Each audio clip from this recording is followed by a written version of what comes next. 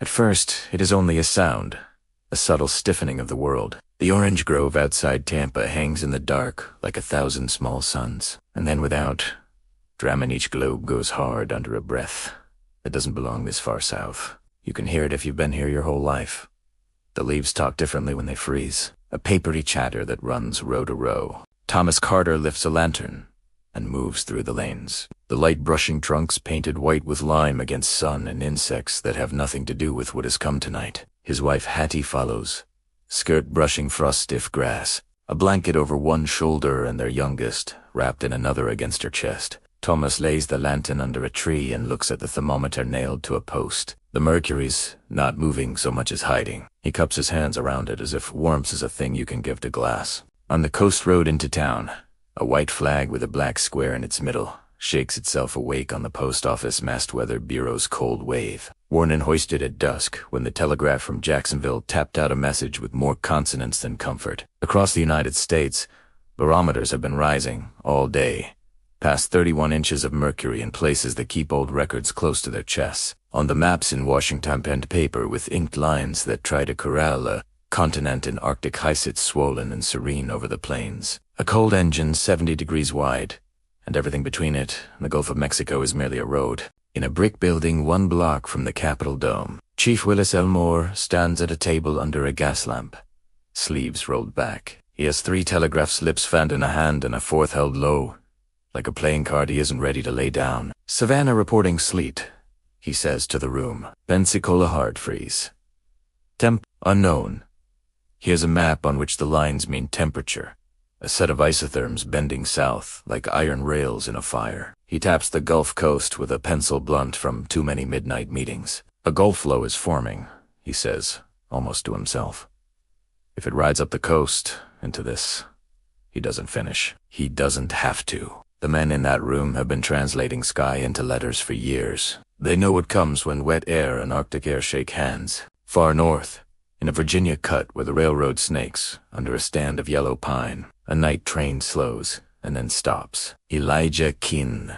The fireman hands already black with coal and cold leans out and sees the rail ahead not glistening but dull, a different kind of shine. The engineer's breath lifts in controlled bursts that have nothing to do with fear.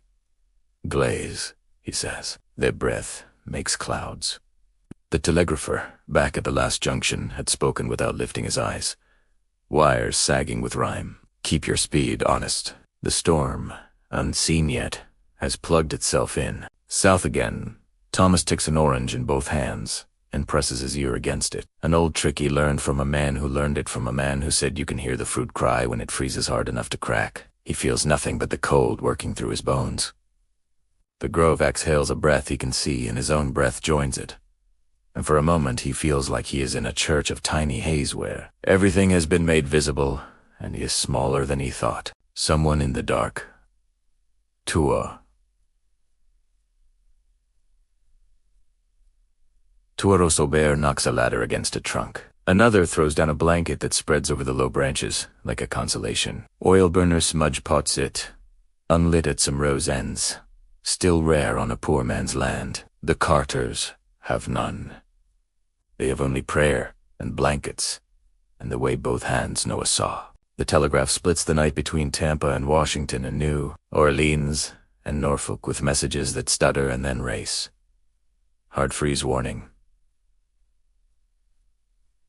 Gulf storm deepening. Prepare for snow in North Florida. In the Weather Bureau office, a clerk pins flimsies on a board and watches the South become a single exclamation point through the glass. Tallahassee says flurries, he adds, and someone swears in a way that sounds like laughter ran out of road. Just before midnight, the wind picks up along the Gulf. It's not a coastal breeze anymore. It has teeth, a straight inland swing that pulls the smell of salt off its own shoulders, and then forgets it. In Savannah, the ironwork on porches sings when gusts run a finger under it. In Jacksonville, a boy breathes out against the night, and the air gives back crystals that hang for a second as if thinking. Hattie steps between 2 trees, and her foot finds a ditch she knows as well as she knows her own kitchen floor. The water inside it is black glass. She breaks it with the heel of her hand without thinking, a reflex older than thought. Keep the surface broken. Make it remember its place. It skims over again in seconds. The oldest boy, Luke goes running into the house and returns with a heavy quilt his grandmother sewed when she was young, and the world had a different idea of distance. They wrap it around the smallest tree, because action is an animal that doesn't like stillness. Across the gulf, in a low room with wooden plank walls in New Orleans, a stevedore named Josiah LeBlanc wakes and cannot decide why. The house creaks the way wood does when the temperature falls too fast. He lays still and listens. The wharves will be iron underfoot before dawn. He knows that sound better than the prayers his mother said over his head. He can feel the river in his teeth. A pressure, like weather, is something that presses on your skull from inside. In Washington, D.C., a schoolteacher named Miriam Bloom pulls her shutters tight and, before she blows out the lamp, looks out one last time. The dome is a shape in what little light the city gives off at midnight, a ghost of itself. She puts a shawl over the chair nearest the little coal stove and lays her boots nearby. She learned after last February that mornings can be the cruelest when the city freezes in place. Just east of Cape Hatteras, the barometer on the lighthouse desk drops 1/10 of an inch in an hour, and then 2/10, and then the pencil on the recording drum starts to look like a cliff. The Copernican gray. 3 winters at this post notes. The wind veer and writes in a neat hand, because neatness is the rope you hold when the world tries to take it. When Sathany increasing rapidly, the log will say sea heavy, ice beginning on the gallery. It is only after midnight, when the moon lifts into a halo that has nothing to do with holiness, that the first cornflake snows begin in Tallahassee big, lazy, uninterested end. Then the wind carries a new version that moves with a purpose, entirely un-Florida. On a street near the Capitol, a boy sticks out his tongue and catches 1 flake and then 2, and his mother laughs and then stops laughing because you don't laugh at omens. And this one is as clear as handwriting. The cold arriving from the huge blue map to the north isn't done. It hasn't even begun. By dawn, in places where oranges are money and shade is usually a thing you bless, the fruit will pop under their own skins like knuckles. Along the coast of Georgia, salt marsh will stiffen into a green-gray field of standing knives. And inland, where the railheads carry mail and meat and an idea of time, wheels will answer a different master. The Gulf flow will shoulder its way into the Carolinas like a musician into a crowded room, roll out its own backbeat, and pull the Arctic high down into it like a partner you can't refuse. Sleet will begin to ping on shutters in Savannah, and up the coast, the country will brace for something that looks quiet if you meet it unprepared, and then folds everything you know into a single, wide thought. By sunrise, the orange groves sound like glass breaking in another room. The fruit that didn't split in the night gives up with a series of small wet sighs, and the air carries a bitter perfume that is nothing like blossom. Thomas stares at a roe as if he could scold it into being green again. Hattie runs water into a kettle and the pump handle bites.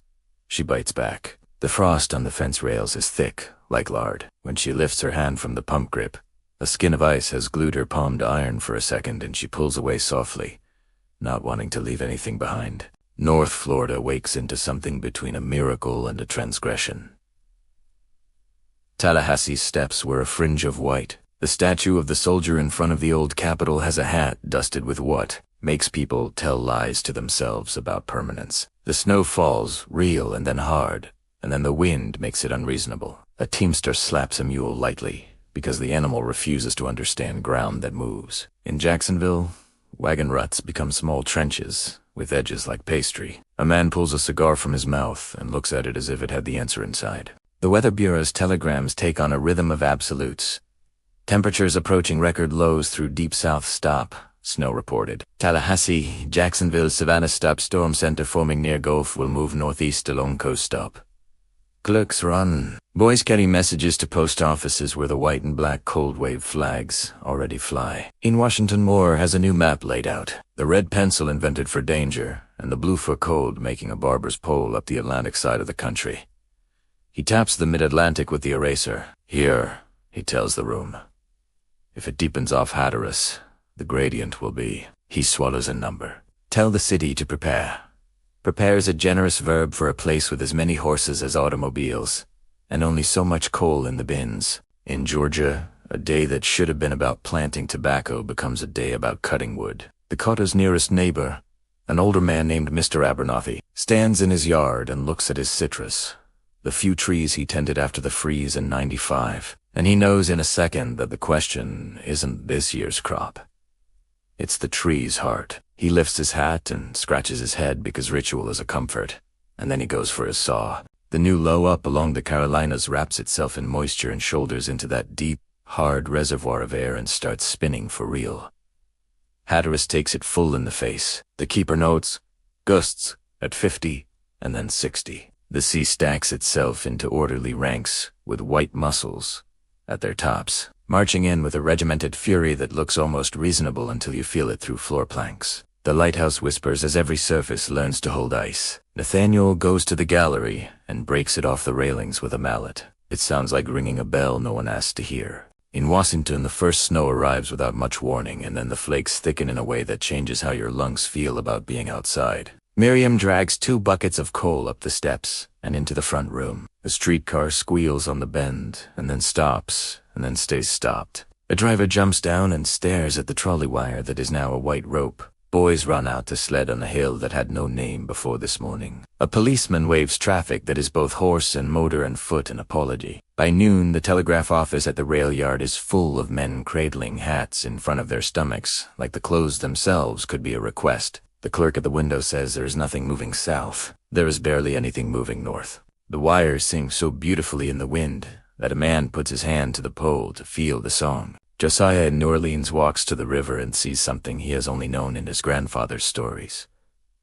Not a skin, not a dusting from a rare hail, but brown water, carrying white pages of a book. It is torn from up. Men lined the levee as if the flood had come, silent in a way that is kin to church. The current shoulders the flows along like fallen men carried home. A boy throws a brick onto a passing sheet and laughs when it skitters, and his mother cuffs the back of his head. Not hard, because there are gods you don't tempt. Across the Carolinas, the sleet turns to snow, turns back to sleet, and then decides. Rails become brown lines under a rising white. Elijah's engine inches forward. Sand falling under the driving wheels in a golden hiss that looks like a minor summer seen out of season. He and the engineer feed the firebox with a greed that would be a sin another day. Afternoon Washington is in it. The wind turns the corners into something you don't want to meet alone. Snow enters houses uninvited when doors open. A powder that clings to coats like spilt flour. Men with coal roots become priests, and judges both. Rationing by instinct, by address, by the vague mathematics of who is least likely to complain in the morning. Down by the eastern branch, the river shows its first serious muscle. Slabs bumping the pilings like a herd of something blind and dependable. The War Department sends a notice about keeping telegraph lines clear. A company of men puts on heavy coats and finds the trees already a single geometry. The storm center deepens near Cape Hatteras, like a coin falling into a well. The barometer in the lighthouse reading numbers. That would be the talk of the station for a generation. Sailing vessels shelter in the sounds, and ice grows on their lines. And men knock it off with belaying pins in a rhythm you can hear from shore. A steamer bound north makes Hampton Roads like a man who just remembered his own name. In Florida, the freeze finishes its first day and keeps going. Stories begin in kitchens that will be told for 50 years. Chickens found standing on ice in their own pans. Wells you could cut with a saw. Citrus trees that pop in the night like people firing pistols in celebration of nothing. Fish gasping in a canal that decided to be an argument. The line where orange orchards make sense moves south of county, before breakfast and another by supper.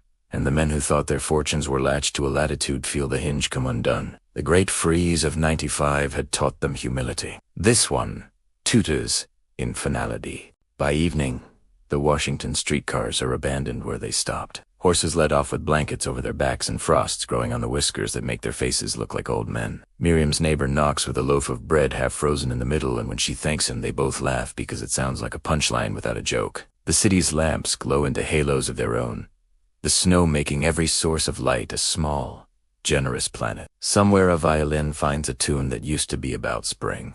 The Weather Bureau sends the last round of warnings it will get out before lines begin to drop of their own weight under ice. Blizzard conditions expected overnight mid-Atlantic, the message says, and a switchman reads it and says, to no one, we know. In the schoolhouse, there will be a shelter tomorrow. Someone stacks blankets like sentences. The wind leans harder. The storm into which the nation is walking turns its face toward the capital and makes a low sound you can feel in your teeth. And out on the river, a sheet of ice breaks wrong against the stone of a bridge pier and shudders and climbs and then rides up and over and down river like a beast, learning a new trick. If you stand in the right place, you can see the city and the river and the storm and the maps that have somehow stepped off their paper. It starts snowing sideways. The lamps along Pennsylvania Avenue wink like someone is politely extinguishing the country, one wick at a time. By midnight, Washington is a white machine grinding its own gears. The snow comes in pieces large as feathers, then smaller like sand, and once more in thick mats that erase edges. Wind turns corners into blunt instruments. Miriam stoofs rags against the sash rails and the stove snaps as the iron protests work beyond its pay. Somewhere in the alley, a man shouts something no language has patience for, and the wind takes it and rubs it smooth. Rail yards turn into frozen chessboards. Switch points, designed to move with 2 fingers, lock under a decision nature makes without consulting the schedule. Men with torches walk the lines in pairs like priests. Elijah's crew finally gives up trying to crest a small grade and backs a quarter mile to take a run at it, and even then the wheels spin and sing and the sound goes into your bones where it will live all spring. The firebox roars as red as anger. Ash falls on snow and makes the world look like a black and white photograph made by a man who wants people to believe in contrast. In New York, roofs learn the weight of a sky that won't stop sending down its opinions. In Philadelphia, the gas lights make soap bubbles of light with hard edges. In Baltimore, the bells in the Pratt Street firehouse ring in each gust, like the building itself is practicing distress. Streets turn into wind tunnels, where snow strafes your ankles, then your knees, tin your hips. A kind of weather you have to enter with the same concentration you would use to walk into a conversation with a man who hates you. The Potomac and the Anacostia take on armor. Thick plates of ice catch on bridge piers, and then break and go, and then catch again, the river writing a sentence over and over until it likes the handwriting. Fog lifts off the open patches and freezes in the air like it can't make up its mind which phase suits it. Men step gingerly onto the frozen canal, then confidently. Then someone hears a crack, and they step off again in a hurry that suggests new religious conviction. By daybreak of the next, the drifts are taller than a man wants to admit. The Weather Bureau calibrates its own astonishment. 20 inches in the capital by noon, and adding, in towns along the line from Richmond through Baltimore to Philadelphia, totals you will remember by numbers 20s and 30s. And base up as cars that became houses that became lines in a whiteness that had no business being there, in the camps of the poor shacks and alleys. And along the river's edge, children learn a new fear, the sound a thin roof makes when weight wants its way. A policeman pries open a grocery at the corner of 7th, and mounts a sack of coal as if climbing a small mountain. He tosses down lumps as authority for once finds its right use. A woman tears floorboards from her own parlor to feed the stove. You don't tell that story later, but you remember the blue-black sheen of heart pine as flame found it. Out in the bay, ice piles into pancakes the size of hats, then wagon wheels, then tables. In places, men report walking on the flats from shore, farther than seems wise. A shad fisherman stares at his net peppered with crystals and thinks for the first time about leaving a river that taught his father work. The bay boat lines shut down. In Annapolis, midshipmen are sent out with axes to chop around the academy's little fleet like gardeners, making a circle around an old tree before the burn. In the deep south, the cold settles into a kind of meanness that doesn't need wind to prove itself. Pensacola records a number people will point to: 4 generations. Tallahassee's glass falls below 0, a state record that sticks like a burr in the mind. In Savannah, the Spanish mosta, literal and figurative language of the place, freezes, and 2 daggers that clink when they strike porch railings in the gusts. The St. John's River show the skin in places that have only ever seen steam. People bring in their palm seedlings. The palms don't care. And all along the citrus belt, the final act of the freeze plays out. The sap inside trunks expands past what cells can allow, and the trees die standing. Winter ghosts that will haunt rows for seasons if you let them. Men who have slept 2 hours in 2 days finally drop onto beds with their boots still on because taking them off is a kind of acceptance. And sleep comes like a thief and leaves nothing but the knowledge that they did everything there was to do, and still the orchard is gone. On the levee in New Orleans, Josiah watches an ice floe the size of a table carry a small pile of sticks, and then he realizes the sticks are the crestboards of a dock from a Men argue about whether the Mississippi has ever carried ice this far south, and the oldest man there says yes in 80, and another says no in his father's telling. And then they all stop, because the wind slaps them across the cheeks, and attention becomes a currency with no change. In Washington, the snow turns from vertical to horizontal to circular. Drifts lean. The federal departments write their own memos about when not to come in, as if the decision belongs to paper. Soldiers from Fort Myer hitch teams and pull wagons to hospitals. A doctor walks from house to house because the ankle-deep, then knee-deep, then waist-deep. White doesn't care about the urgency of pain. A baby is born, and in the moment, its lungs take that first Arctic air. Into themselves the mother laughs, not because anything is funny, but because life arriving in this is a rebuke so clean it shines. People die. They do. A woman found in an alley under a drift that looked like a soft place to sit. A man 2 blocks from his own door. A child whose scarf turned into a slick rope of ice and made breathing a calculation. The newspapers will add them up later in neat rows. But now, in the heart of it, names are breath on glass there and gone wild. The city box by box remembers and forgets, and remembers again what we owe people we do not know. The storm hurls itself at the Jersey coast and claws into the buildings that push back. Off Hatteras, Captain Gray peers through frosted panes at a world reduced to 3 colors: white, gray, black. He hears a ship's horn out past where he can see and answers with the station's bell. A sound that could be warning or encouragement depending on what you needed to hear. Somewhere under all of this is a fact that turns a storm into a cross-country event.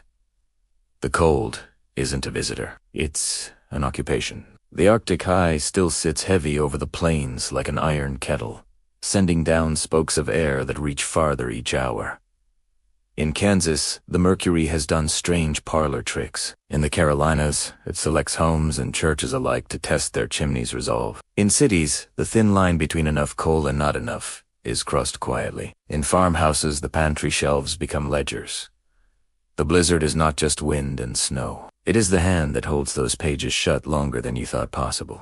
As dusk drops a copper lid over the Capitol on the second day, the storm hasn't quit, but it has learned to sigh between assaults. Men clear little tunnels from door to street and call them mine shafts as a joke that makes their eyes water. A wagon piled with bread overturns, and the crowd that gathers rights it, without a word, puts back what fell, and pushes on as if they are a single animal, pulling its own tail, and downriver.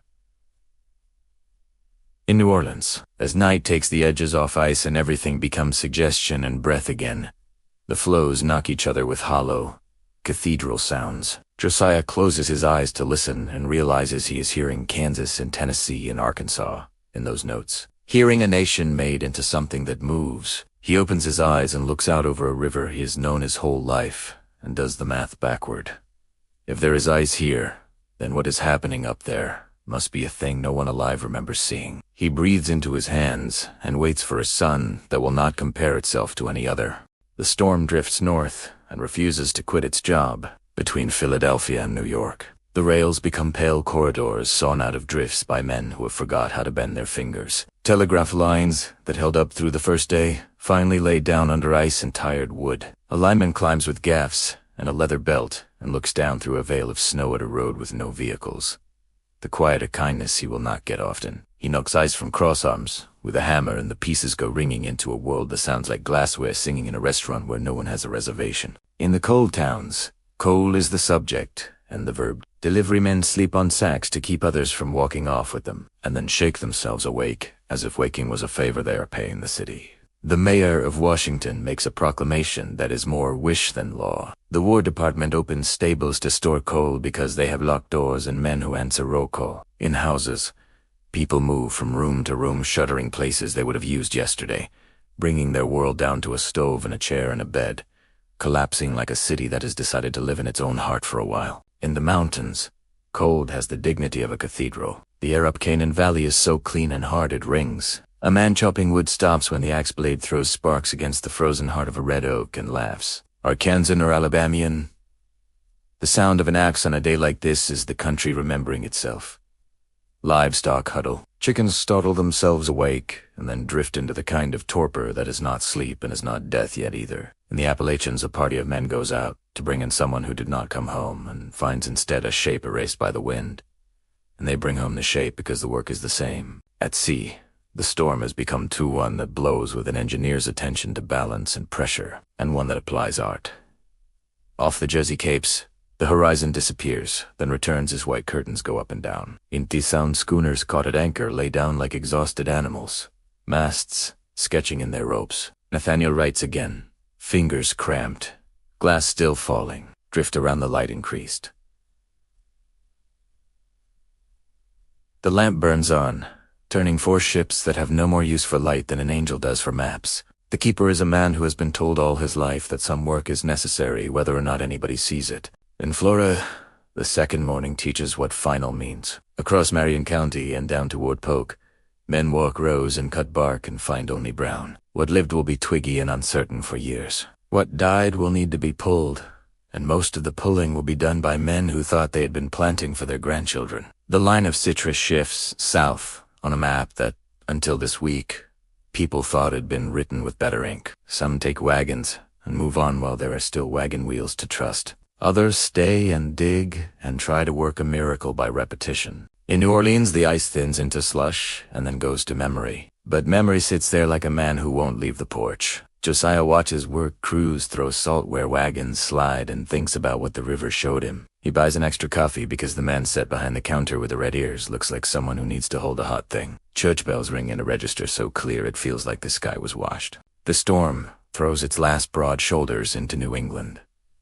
Boston loses its edges. The common disappears into a white that looks like kindness until you have to push against it. In Providence, the harbor takes a deep breath and holds it. In Hartford, the factories are giant cakes, with frosting slumped over their roofs and armed men-house guards hired by Oniswalk, their perimeters with rifles as if there is any thief but cold. The New Haven line disappears for a day under sculpted walls, and then a black locomotive nose appears like a whale, surfacing in a white sea, steam and smoke making a gray that is almost luxurious against the stark ground. What breaks next isn't a line or a roof, but faith, a store that swore it would open no matter what doesn't. A city that congratulated itself at noon for staying ahead of the storm realizes at dusk that it is behind. The War Department sends soldiers to throw snow from steps, as if staircases were trenches. Men with shovels organize themselves in a way that makes you love and fear people at the same time. A line forms without anyone deciding it should, and the shovels lift and throw in a rhythm older than drums. The newspapers get ink on paper and the paper out into the streets, in edition after edition, heroic in the way they always are. When weather makes a city feel small, the headlines find words: Great Blizzard, Cold Wave. Record to pale for what it feels like to have the world press its hand over your mouth and see if you can breathe through your nose. The smaller stories are warm in the hands. A policeman who took off his coat and put it on a shivering boy. A woman who baked bread for the block until the flour barrel was nothing but a circle of white around an absence. A street dog that found a baker's oven door and stayed pressed to it, steaming and happy, while the city tried to remember names. In the Weather Bureau, Moore runs fingers over a map where pencil lines have become trenches and feels the thing strain under its own weight. He writes 2 stations. Report minimum temperatures is able to stop. Replies come in at a slow dwindling trickle. Tallahassee, -2 degrees Fahrenheit. Savannah. In the single figures that make people reconsider where they have decided to live. New Orleans. Ice observed on river, low 7 degrees Fahrenheit.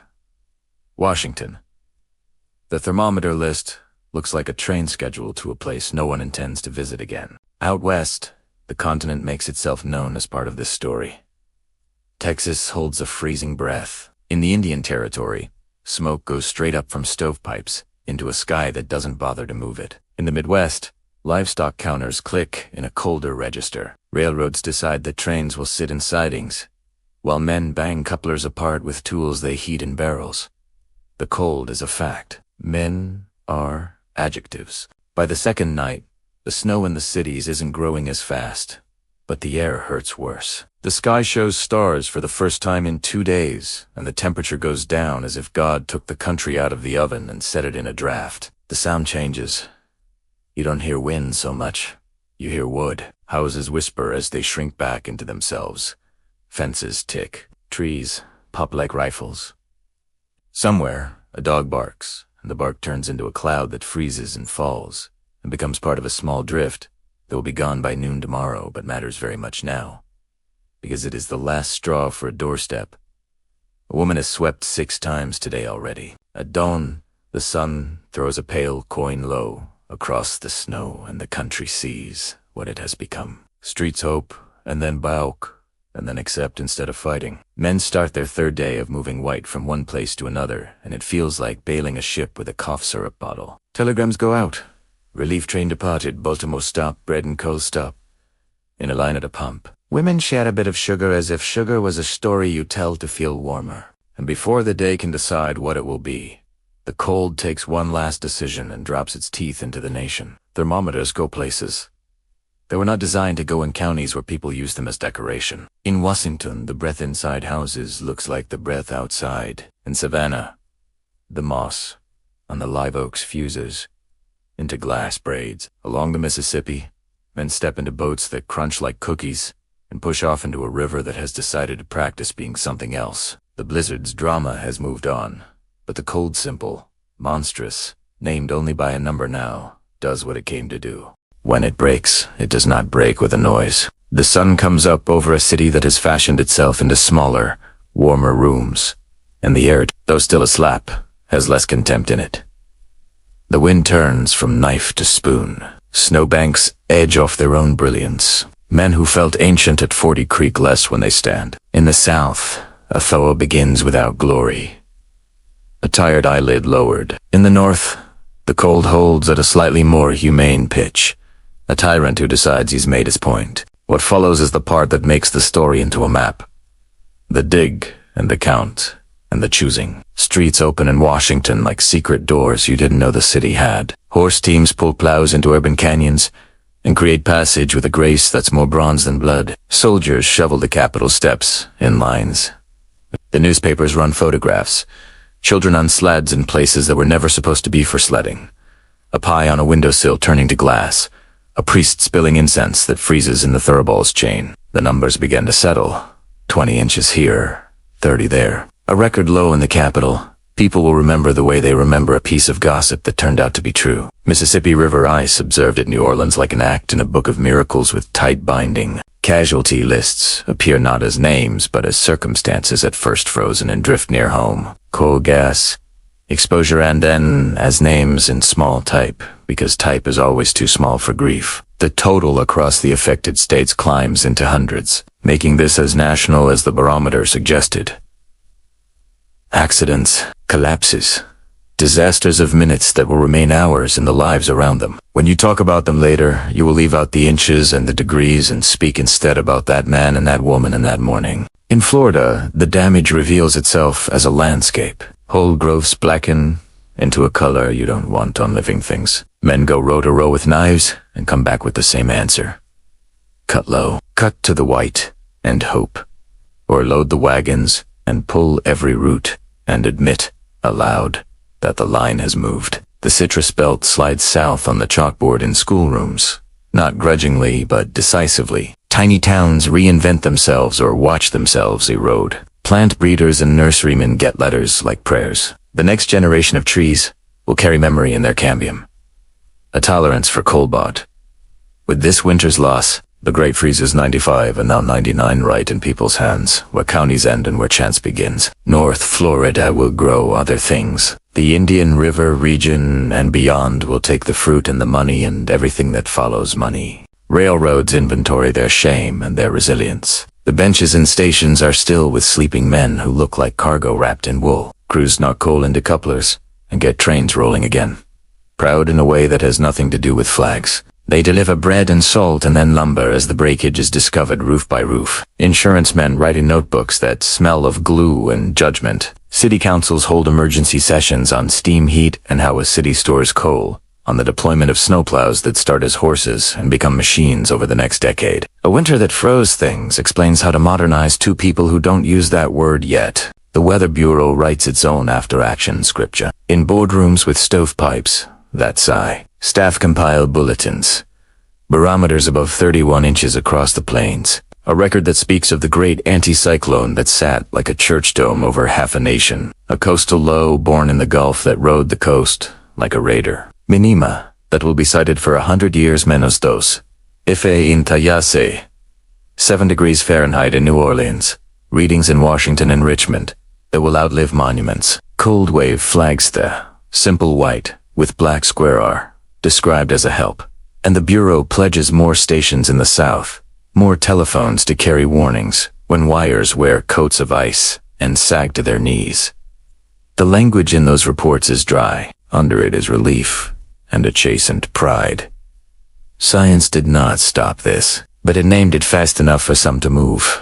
And after this winter, the maps in the Bureau will carry more dots, and the dots will move the needle in some other storm. Along the Chesapeake, fishermen take stock. Ice saws carve lanes for boats that belong to water that moves. In Annapolis, midshipmen laugh about chopping for days, as if the work were a game, the way young men turn labor into a badge. The Bay will remember. Oyster beds will carry the memory in their winter growth rings. Shad runs will tell the story in numbers, 2 men who read fish like pages. The docks will bear scars that will be traced by men 40 years younger than the scars themselves, saying, "That was 99.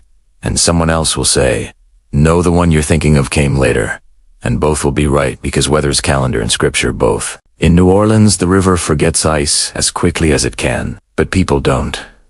Josiah walks the levee on the first day. The sun feels like it recalls its job and looks a priver with a new humility. He carries a pocket knife and whittles a piece of river drift into a shape that looks like a boat. He thinks of Kansas and Tennessee flowing past in the hard days and feels part of a line in a loop at once. His fingers know rope and frost now, and that too is a map. In Washington, Miriam reads her class a lesson by a window fogged with children's breath. She makes up words about resilience that are a little too big for the room but fit the moment. She asks each student where their family kept warm, where they got their coal or wood, who their neighbor was this week. She has them draw in their copybooks the route they took to the grocery through cut canyons between snowbanks. The lines they make are maps of a disaster turned into stories. That is how nations keep memory and weight, in small, true lines, not only in headlines and acts of Congress. The blizzard's footprint, 20 states, new records into many of them translates itself into new habits. Cities buy heavier snowplows and think of them not as oddities but as line items. Coal yards sign contracts that make hoarding legal under a different name. Small towns put cots in school basements in summer because it's easier to have them than not. Farmers put aside more cordwood. People move a few from North Florida into Central and South, a few from thin farms to towns. With steam heat, a few because a winter like this one explained that life has lines and you can draw yours elsewhere. When the Weather Bureau prints the chart of those days, the page is elegant and cold. It shows isobars like rings on a cut tree, showing age and strength, and arrows for wind. It shows temperatures stamped in neat type, where sweat and tears, and coffee, and sausage grease, and stubbornness did the actual work. The officials put it into a book. Families tuck their stories into the edges of that book with a different glue. Memory. They recall the crack of a frozen orange, the sight of ice under cypress shadows, the sound of telegraph wires singing, the taste of bread, half-baked and perfect in a crisis. In the end, what made this winter, the one with a capital W, wasn't only its numbers. It was that it turned a continent inside out for a week and showed people how connected they were. Tallahassee and Washington and New Orleans and Hatteras and the Appalachian hollers bound by the same breath. It read through maps we think of as fixed a citrus line shoved south, the schedule by which a harbor ices over, the routes by which bread reaches a block. It wrote that revision on paper and on hearts both. On a thawing afternoon, Thomas and Hattie walked their grove and stopped where the green isn't. He puts his hand on a trunk, feels the cold giving up its hold a fraction at a time. Hears in the distance a mockingbird trying out the first notes of a song that sounds like practice. He looks at Hatchet and saw and at the road that leads south. "We can start over," Hattie says, not as a suggestion but as a proclamation, and nuts slowly. The way you nod in church when the page in front of you has the right lines on it. Up the coast, the lighthouse keeper cleans Christo prisms that never went dark and writes in his log. Snow diminishing, ice shedding from the gallery. All well. He closes the book, sets down the pen, and goes out to look at how the sea keeps doing its job without consulting him. A nation puts away its shovels, refills its coal bins, mends roofs, plants new trees farther south, replaces a broken telegraph pole with another one that will learn to sing, and walks forward into a spring earned the hard way. If stories like this move you, subscribe for more true events that changed the world.